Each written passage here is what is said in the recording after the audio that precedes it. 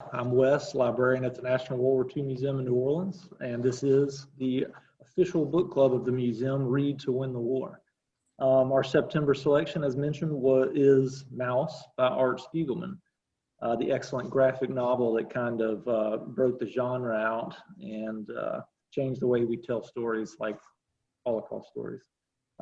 Joining me today are my colleague from the museum here, Assistant Director for Curatorial Services, Kim Geis. Hey, Kim. Hi there. And then also joining us from Houston, the Associate Director of Education Outreach at the Holocaust Museum Houston, Laurie Garcia. Hi, Laurie. Well, good morning, everyone. Thanks for the invitation. Thanks for joining us, y'all. And so the timing of this is sort of set up to coincide with National Comic Book Day, which is today, September 25th. And it's a day to kind of recognize the medium, you know, as legitimate literature worth enjoying, as well as researching and studying. And also, next week, starting next week, Sunday, September 27th through October 3rd is Banned Books Week. Always a big week in libraries because we like to feature books that have been censored over the years for various reasons. And none other than our book today, Mouse, was also censored. And it was challenged in America right up until recently. There was a case 5 years ago where the entire country of Russia pulled it off shelves just because it had a swastika on the cover, but there was a lot of understory about that was just an excuse to pull it for different reasons. So honoring National Comic Book Day and Banned Book Week with Mouse by Art Spiegelman. Give you a little bit of background on the author real quick and a little bit of the publication's history, just so you know what we're working with if you hadn't read it yet. Art Spiegelman is a comics writer and artist who was part of the 1960s underground comic scene, which did kind of alternative comics and started bringing it into, you know, a different genre there. He co-founded the comics magazine Raw, and he also won the 1992 Pulitzer for Mouse. Mouse was researched in the late 70s and included interviews with his father in the late 70s. It was serialized like in comic strip form in that Raw magazine from 1980 to 1991. The first 6 chapters were collected in a book in 1986. And then the final 5 chapters were collected in a second volume in 1991. And then it subsequently won the Pulitzer in 92. And it was the first and still is the only graphic novel to have won a Pulitzer.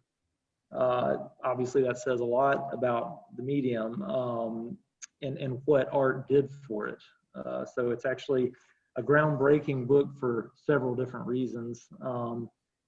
The book itself, it recounts his parents' experience in the Holocaust using animal caricatures to represent the different peoples, which we'll get into. But first, I was just going to kind of talk about this topic of the medium itself of graphic novels telling history. The fact that this was the only one to win the Pulitzer, and here we are on National Comic Book Day. So the most interesting thing to me about it is that it bends genres, right? So you could call this a memoir, you could call it a history, you could call it a biography.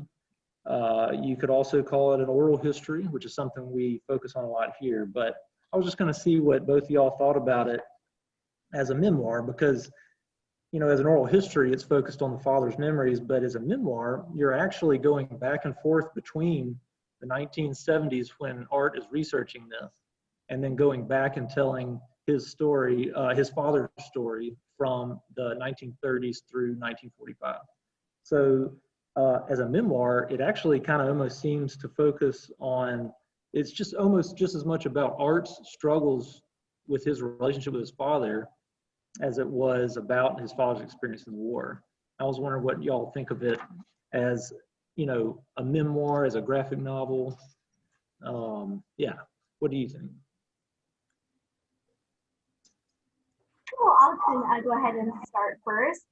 So in terms of the graphic novel aspect, it's a really powerful piece of artwork because again, not only are you hearing the personal experience and stories of his father and his mother as they're experiencing the Holocaust occur over time, but also what it's like for him to be a child of a survivor. And so you're able to see those visual representations on pages, and it really helps you on an even deeper level emotionally connect to this really incredible and poignant story. And in terms of the memoir itself, not only are you able to see how a lot of these destructive laws and violence are impacting individuals, families, and even entire communities throughout the Holocaust, you're able to see the after effects of that. You're able to see how a lot of this trauma impacts families after the war. So how survivors try to rebuild after such catastrophic loss, and again, how it even changes family dynamics. Absolutely. I think that's a perfect point about, not just a straight history of the Holocaust. This is actually showing how it's affected generations going forward, and art being that first American generation in this family that had survived. Yeah, Kim, what do you think about it as a memoir for art struggles, or an oral history even of the father's experience? Yes and yes. I mean, so Spiegelman, based this very heavily on his father's interviews, but it is just as much about his life as a second generation, his secondary trauma, and his relationship with his father and the loss of his mother, living with the void, that loss of the brother that he never knew, loss of his extended family. So it is very much about that as well. So it could be classified as a memoir. It's interesting that, Spiegelman had, I think, he was outspoken about how he thought it could be classified or should be, and that, had issue with it being classified as strictly sort of a Jewish book, a Jewish story, because, he said he thought of it as a human story and a world story, and he also struggled with it being classified as literature or within the Holocaust, or that in the fact that there is a genre of Holocaust literature, so there are so many things to talk about when we think about how to classify this book. It really is, crosses so many different types of genres, and the fact that we use it to teach. Also, Spiegelman was really surprised by that. When he came out with this book, he said, they didn't think it would be a success, and talking about, could someone even enjoy this?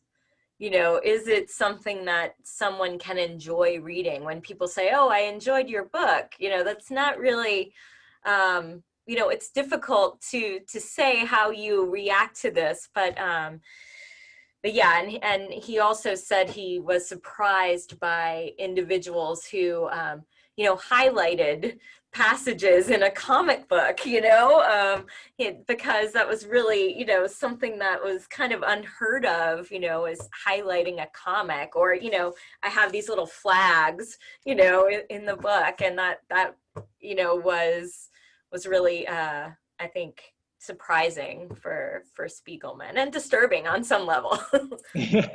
That's a long answer, but sorry for.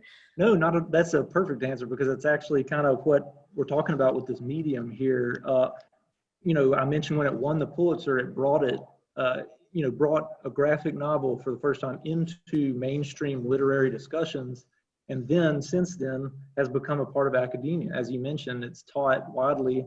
Laurie teaches it in Houston, and it's like something that hadn't been done before, using a graphic novel. And then even the term graphic novel, I think I read that Art actually didn't agree with it initially. Like when the book came out, it qualified as a graphic novel, and he thought that didn't sum it up right. But then then I read that he, years later, came around to it and actually has advocated for using that term for the medium for the most part. But yeah, that fact that when it came out in '86, bookstores didn't know where to shelve it exactly because they, comic book shops were like, working on a different distributor and got those, and then bookstores got books. But now they were putting it on a shelf with regular books, like you said. So it definitely, changed the game, as they say, and certainly the Pulitzer, helped give it a little weight in that realm. I'm kind of just skipping around a bit, but you mentioned, making this readable and teachable for people, and do people want to read another Holocaust narrative per se? And some of the analysis I read Art, I think, said that, he thought making the characters animals would actually make the story more like palatable or whatever. That, if you're just watching people go through this, it's a little more difficult, but it's somehow you're able to suspend your, attachment to reality a little bit when it's mice and cats and stuff. But then as you turn each page, you're like, holy crap, this actually happened to people. How effective was using animal characters for telling the story to y'all?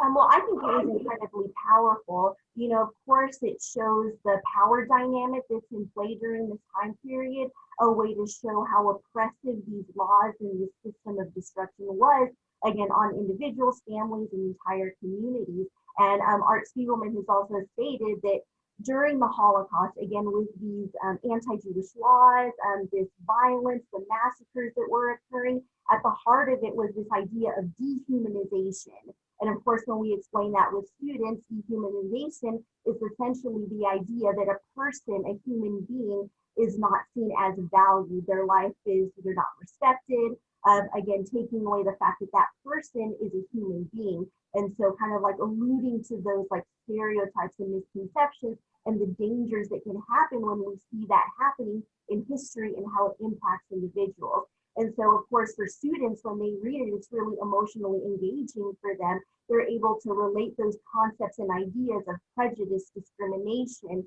hatred to other events in history, but also how we see those same things playing in events in more modern day times. Absolutely. And Kim, do you have anything to note about the animal caricatures? Well, I think it's really fascinating too how people assume different masks, when people are in hiding or going underground or assuming false identities.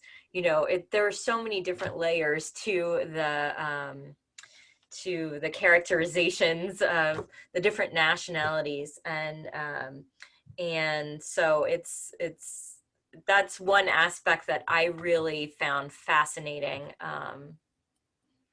Yeah, that's, and you mentioned the term mask. He actually draws the characters wearing masks to be able to pass. So like they're Polish, but they're Polish Jews, and they separate from non-Jewish Polish people who are characterized as pigs. And so when he's trying to pass as just Polish, he'll be wearing a pig mask over his mouse face. And then later, I think it's the second part, and he's like talking to Art's actually talking to his therapist, I think. They actually look like humans wearing mice masks, I think. Or is it mice wearing pig masks?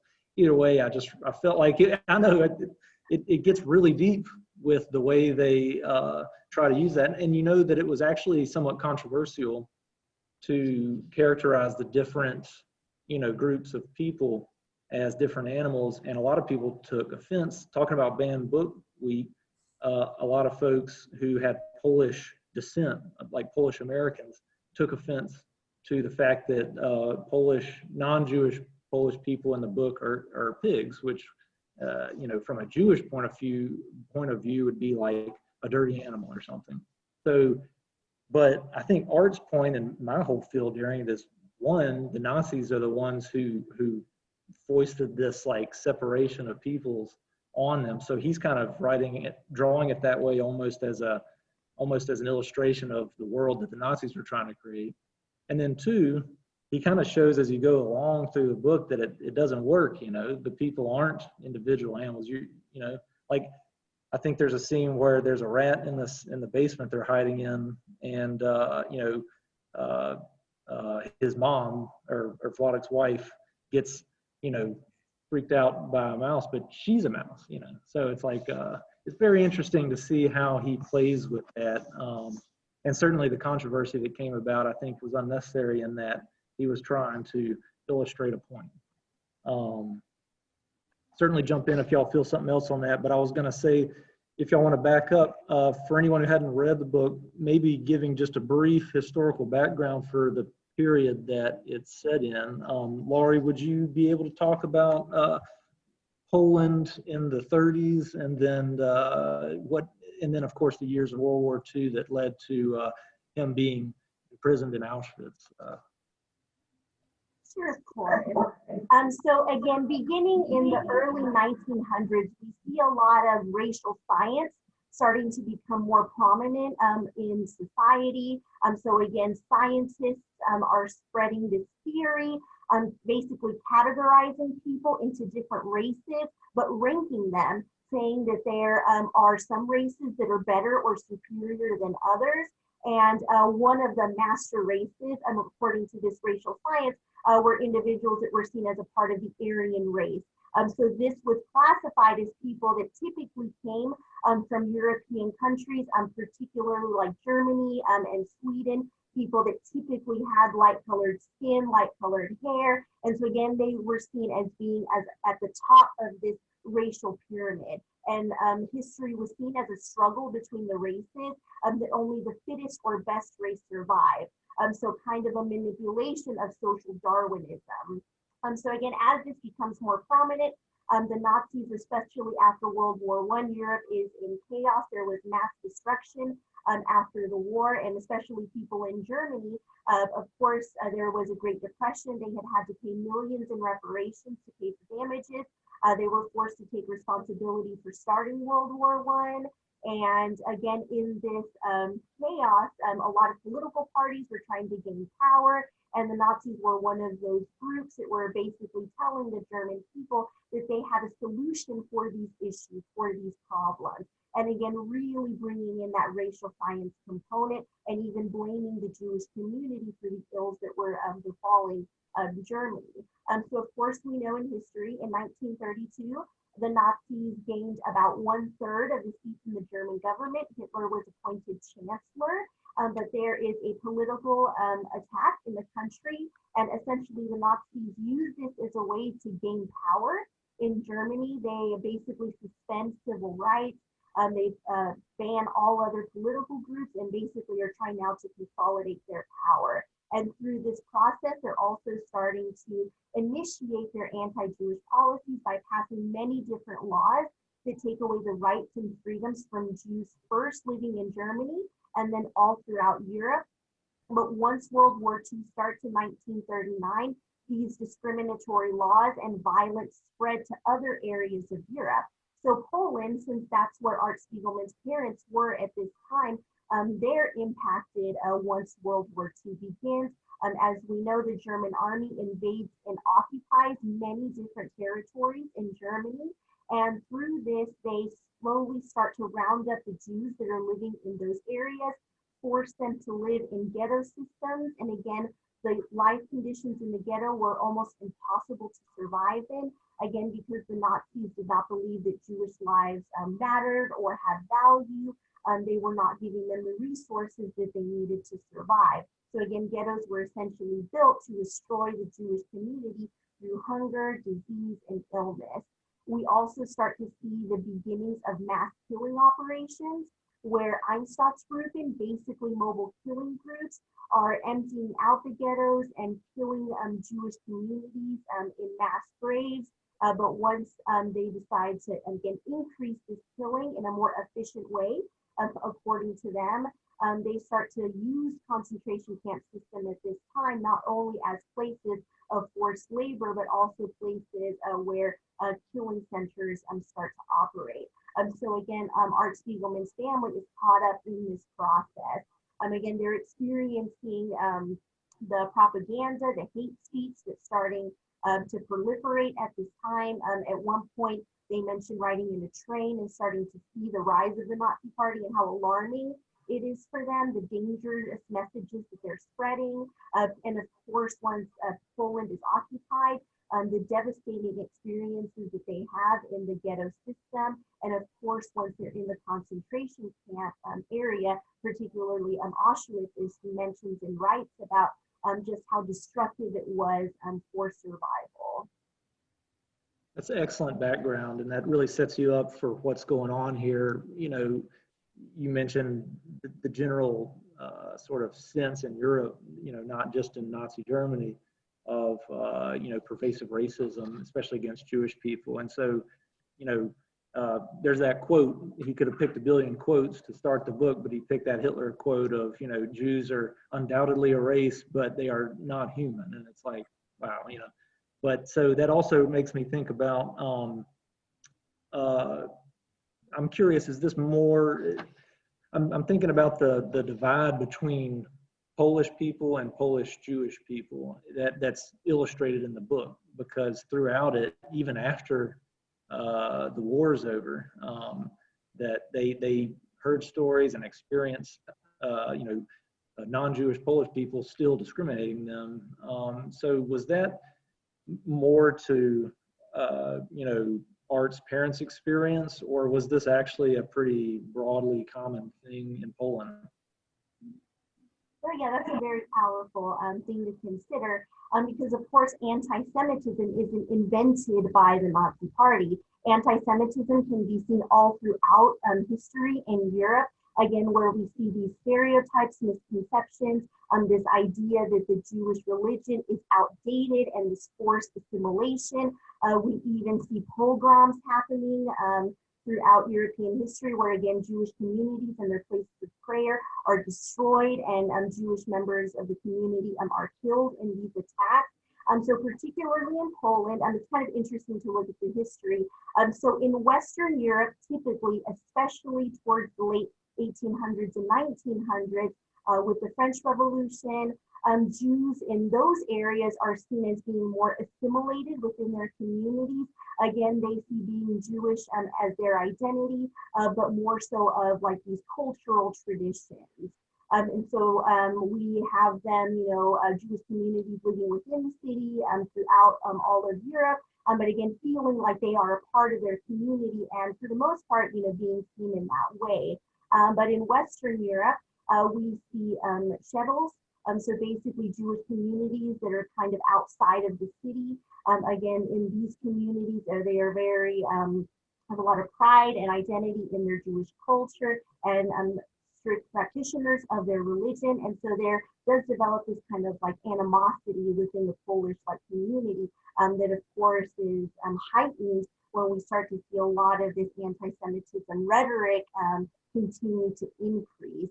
And so, of course, when the Polish occupation occurs, again, these stereotypes and misconceptions about the Jewish community already exist, but again, are like the volume is kind of like turned up on it. So we do see a lot of anti-Semitism during the 30s and the 40s. Again, Polish people, again, some people believing in these racist ideas and rhetoric that the Jewish community is somehow less than others. So some Jewish people weren't as willing to be rescuers. But we do see in Poland some individuals that don't really see religion, they don't see labels, they only see human beings that need help. So Jewish community members do find refuge in Poland by some individuals that are taking these rescue actions. But again, we do see, like I mentioned before, this anti-Semitic rhetoric and even attitudes in Poland and in other areas of Eastern Europe. And this is the area where most Jewish people are living at that time. Gotcha. Excellent. And Kim, you've actually been to Auschwitz. You visited somewhat recently, and the first part of Mouse ends with the parents entering Auschwitz, and then the second part pretty much focuses on their experience there. What was that like being there, and what sense did it give you for the history that occurred there? I mean, it's an incredibly powerful place to visit. And, you know, I'm thinking of my own visit there, which was conducted in relation to a trip from the museum. So we do take individuals overseas on trips, not currently, of course, sadly, but you know, we do feel that visiting the places where history occurred, you know, is critical to having an understanding of what happened. And so the sites at Auschwitz and Birkenau are, you know, very important to visit, and the material that they have collected there is, you know, and just, you know, amazing testaments to what happened, to life there and to death there. It's a haunted place, and you know, so I'm thinking of my own visit there, which you know, is you know, was very sad, of course. But thinking of Spiegelman, you know, Spiegelman said in researching this experience that he visited Auschwitz several times, and you know, he called it sort of a theme park, which, you know, is really difficult to wrap your head around. But you know, in visiting the site, you know, it's how can you put yourself in that position? You know, obviously it's set up for visitors, for people to tour through. And so, you know, I think was somewhat conflicted about visiting that site. And it is difficult. You know, there's, you know, people talk about, you know, the gift shop at Auschwitz or the snack bar, you know, Right. and so they are doing an incredible job, I think, of interpretation there. There are just so many visitors going through that site. And, you know, the audio tours that they have in numerous languages. And, you know, so there are visitors from all over the world, and they are just doing an incredible job there of bringing that, that history to light. That's amazing. It's I know what you mean. It's an awkward juxtaposition where you turn a tragedy, a site of a tragedy, into a tourist destination essentially. But you said it. People coming from all over the world are seeing this place and learning about what happened there, and that can only, you know, humanize us and humanize the situation and make us all understand how this can't happen again, kind of deal.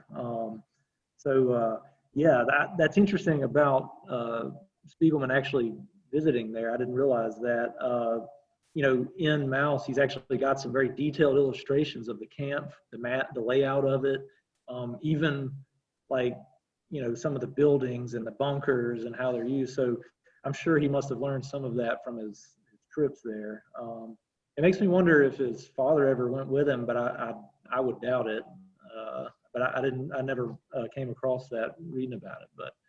But anyway, yes, mentioning the father now, you know, the whole book focuses on his father, Vladek, but of course, as we mentioned, it's sort of a memoir of their relationship together and learning about how he grew up in America, the son of a survivor, and it was pretty hard. The book starts with him as a little kid, getting kind of, you know, falling and getting left behind by his friends, and he feels kind of left out or hurt, or his feelings hurt, and his dad, of course, just blows it off, like, you know, lock them in a room without food for a week and see how they feel. So it's like, yeah, it's hard to blame a father for being so, you know, for having that viewpoint after going through what he went through. But then again, they're still humans. They still, you know, have to raise their family, and the fact that he was able to is pretty interesting. So yeah, talking about Vladek and Anya, could tell, did he seem different?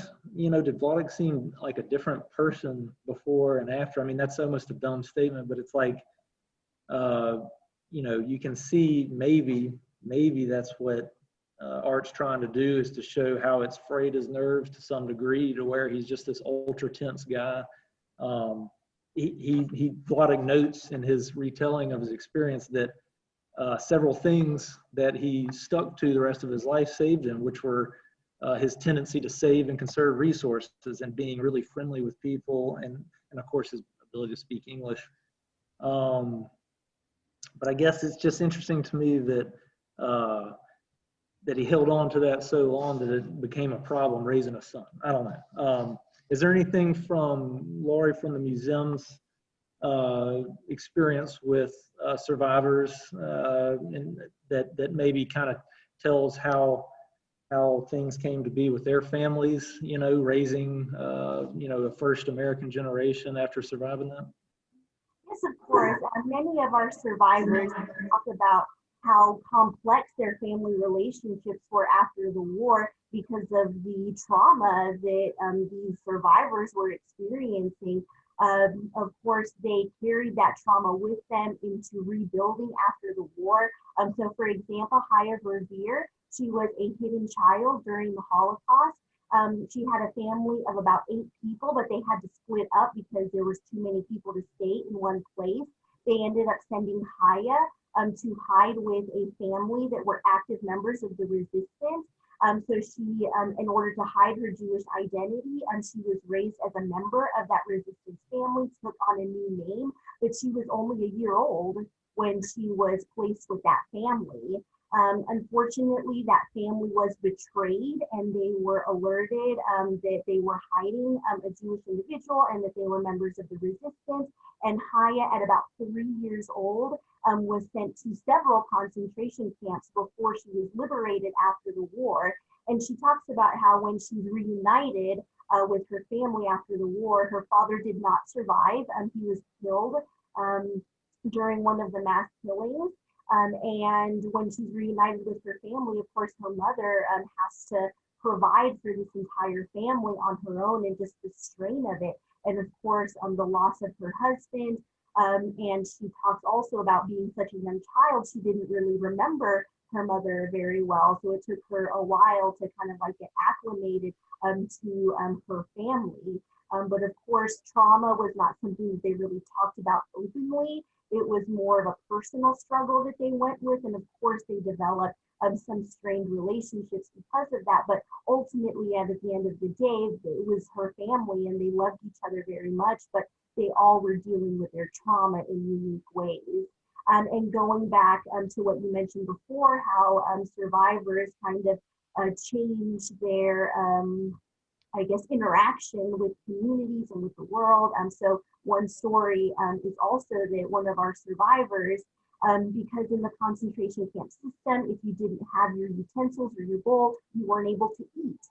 So a lot of our survivors talk about having their pantry, it always has to be stocked and full because of that fear that they don't know if they're going to have food the next day. So that continuing trauma. And also one of the survivors always carrying around a spoon wherever that person goes, because again, that experience that they had, if they didn't have this utensil in the concentration camp system, they wouldn't eat for the day.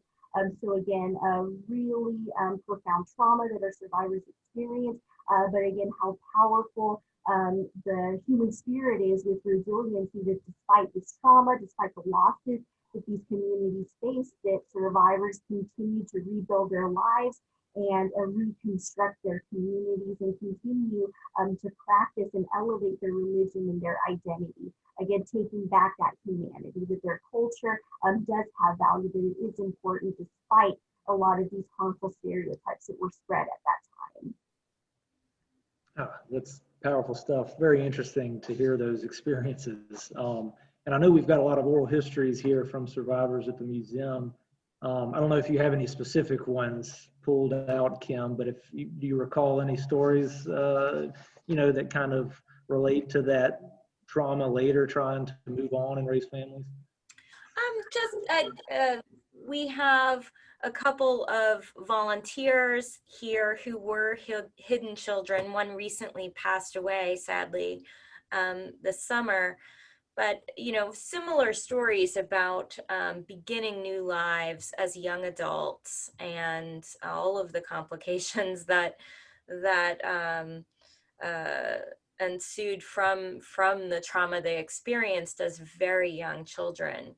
But Anne Levy is one of our volunteers and a survivor hidden child, and she and her family actually all survived together, Anne, her sister Lila, and her parents in Poland. And they came to New Orleans after the war. And she said, you know, that was the first time it was so strange to actually feel safe or to feel welcome. So even, you know, adjusting to the safety of a new life is an adjustment. You know, the removal of that tension, of that fear, of the uncertainty, you know, that the lifting of that experience also requires adjustment. She had grown up only knowing that fear. And so, you know, that's one thing that I was reminded of when Laurie, when you were talking about the stories from your survivors there. That's a really Then another thing that I wanted to mention, you know, that I heard Spiegelman reference is that, you know, in survivors, they're all different kinds of people, you know, and that was one thing that he wanted to try to get through, and I think he really does, is, you know, they are not without fault, and not, you know, not saints, you know, or, you know, for lack of a better word, but, you know, shouldn't necessarily be a noble. They are not, you know, they are like everyone else, they're humans. And so those with complicated relationships and complicated fears and struggles. So that's one thing I'm interested to know how everyone else feels about that. That's an excellent point, because that actually makes me think about the characters in this book. If we just look at it from a literary standpoint, and these are characters that we find to be flawed for this reason or that, Vladek, the father, is obviously an extremely frustrating character. You know, you obviously feel for him knowing and reading about what he goes through, but then, you know, he's obviously a very hard person to get along with for the son later on. Of course, you know, that's a give and take relationship for sure, but there's that scene where, you know, Art and his girlfriend or wife are driving his father somewhere, and the girlfriend picks up a hitchhiker who's African American, and he reacts negatively completely, you know, calling him a Schwarzer, and actually, you know, being nervous the whole time he's in the car, and as soon as they let him out, being like, "What are you doing?" And then when they come back at him, like, "How could you be racist when you were oppressed for your race?" And he just said, "You can't compare Jews and black people," you know, and that's just obviously extremely shocking. But it goes back to your point, Kim, that, you know, these are human beings, they're flawed people too, and they react to their trauma in any number of ways. And also to your point, Laurie, about the times, you know, Europe, Vladek grew up in the, I guess he was born in the teens, so 20s and 30s in Europe and in Poland. And so naturally, he had some form of racist ideals in the back of his mind as well, you know, if you weren't, I guess, white. That's just really interesting to see the depth of these characters, and they're depicted as, you know, mice throughout, but they're, you know, it seems as if he's pulling from as much real life as possible. But back to that trauma thing between the son and, you know, the different generations there, we kind of touched on these points, but just to bring them back up for anyone who hadn't read, his parents had a son before the war who actually died because they gave up the son thinking he would be safer with his family. But the family got found out, and before they were shipped off, the mother of the family, I guess, poisoned herself and the children so that they wouldn't have to experience the death camps. And, you know, who knows what would have happened if they would have kept the kid with them. They probably would have been separated and it might have died anyway. But Art always said he grew up, and I think one of y'all mentioned that he felt like he was having to live up to this ghost child that was perfect because it never grew up past 5 or 6. And so they had a picture of the kid on their wall growing all the way, through Art's childhood. And so that was another thing that troubled him. And then in the 60s, his mother committed suicide, which is intense to think about, having been through everything they went through and then doing that. So, you almost do have to give Art a little bit of a pass for being hard on his dad, because it's like, man, that's a rough go of it. And to think what all would go on with that family outside of the actual Holocaust itself. Just really intense. So y'all's stories there really illustrate that well. Let's see, we're getting down there. We've got about 10 minutes left. I covered a lot of the topics I was interested in, and it looks like we actually have maybe some questions, because at the end I wanted to maybe get to talk about what our museums do with this. Let's see. There's a little bit of a discussion going on here, but there is one. We kind of touched on this. Can y'all discuss why mouse has been banned or challenged over the years? We touched on that a little bit, just because, mostly because of the portrayal of the different types of people. I think that would probably be the main one that I read about. But were there any other reasons that y'all ever heard or read about why it was challenged or banned over the years? I think it did mostly have to do with that portrayal of, different characters as different animals. And, I think the comic artist Harvey Pekar actually said that he thought Art's portrayal of his own father was kind of harsh, given what he went through. But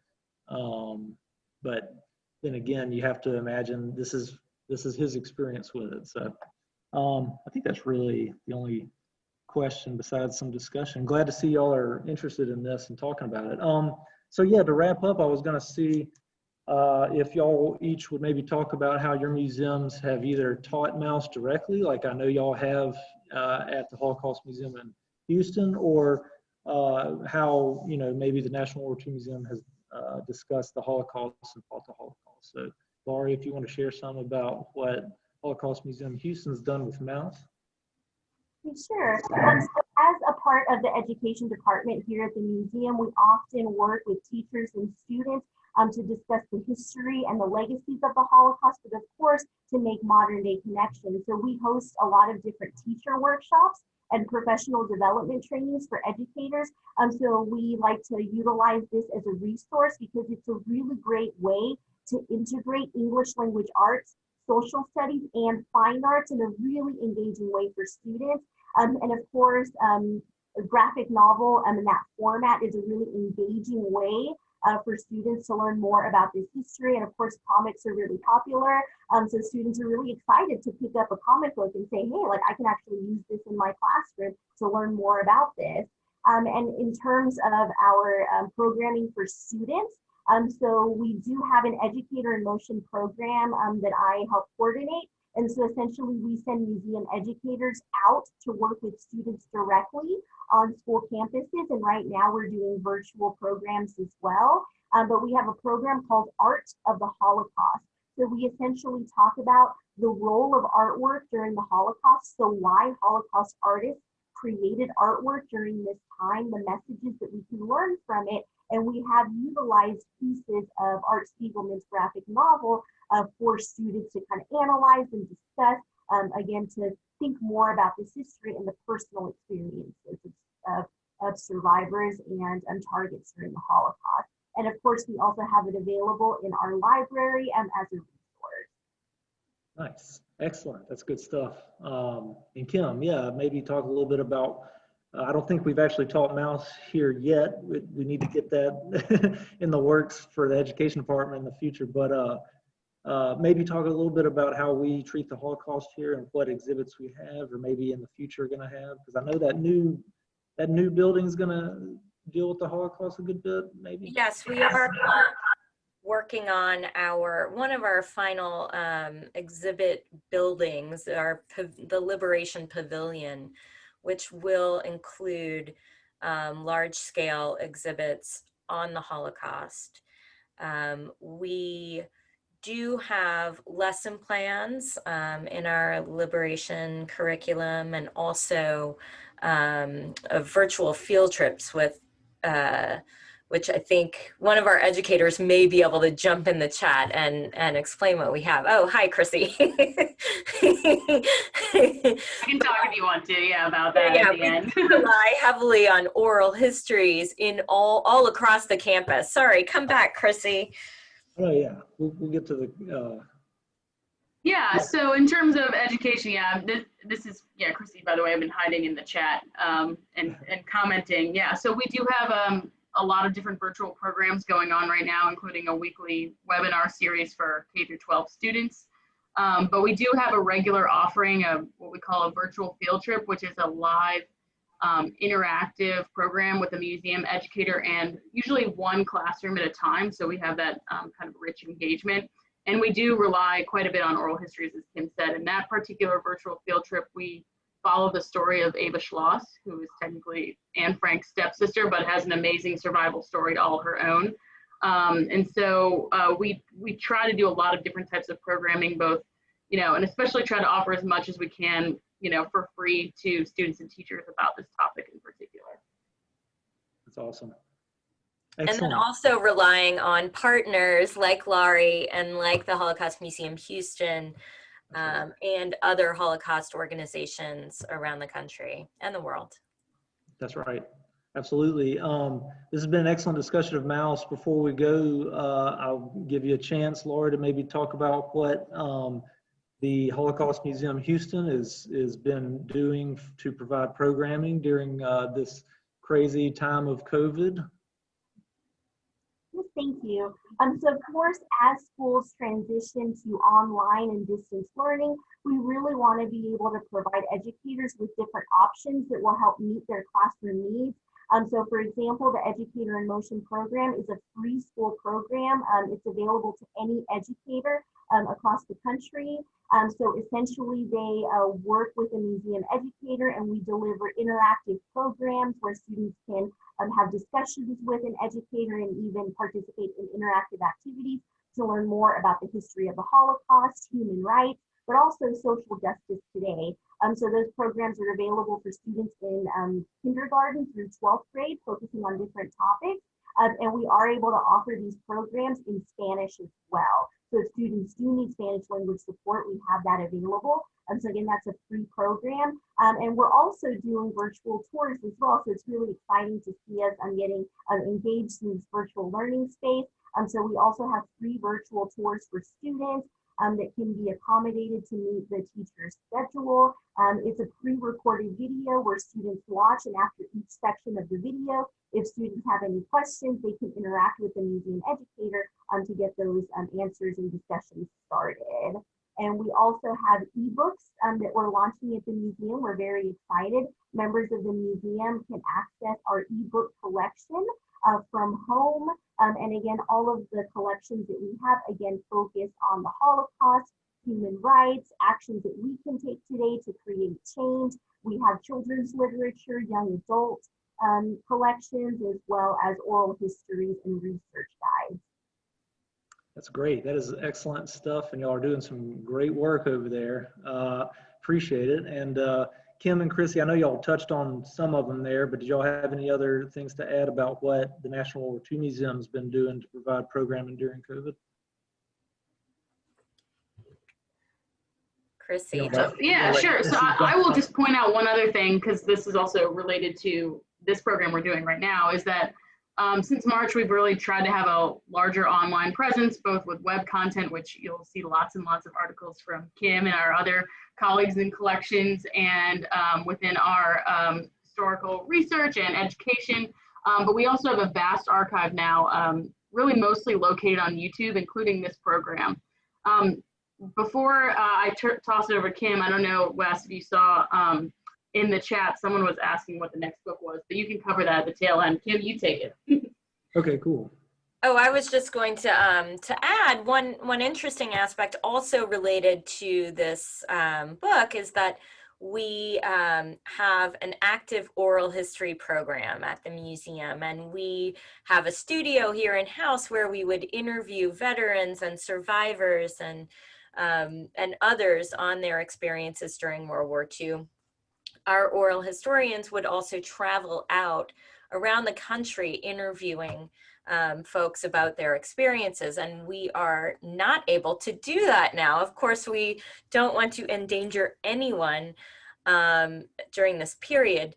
So our oral historians have, in order to continue collecting, they have taken collecting activities online. So that's been really interesting for them in terms of conducting interviews over Zoom, or, you know, trying to adjust to that. So hopefully we'll get back to that in-person interview activity at some point. But it's, you know, been an interesting adjustment. Yes, indeed. I'm sure it's safe to say it has been a crazy adjustment for a lot of us. So that pretty much wraps it up. I wanted to point out that a lot of the educational materials that we just discussed, Chrissy's been nice enough to post a lot of links in the chat. So if y'all are interested in some of the stuff that Laurie and Kim and Chrissy just talked about, check out the chat. The links are pretty good. There was one question about the next book. Haven't picked it out yet. We programmed a few there for the last few months, and now we're hitting like a retooling period. I will say that if you're interested, I'm really glad to hear that you want to know. If you're interested in participating in the book club more and seeing what's next, we've got a Goodreads page set up for Read to Win the War.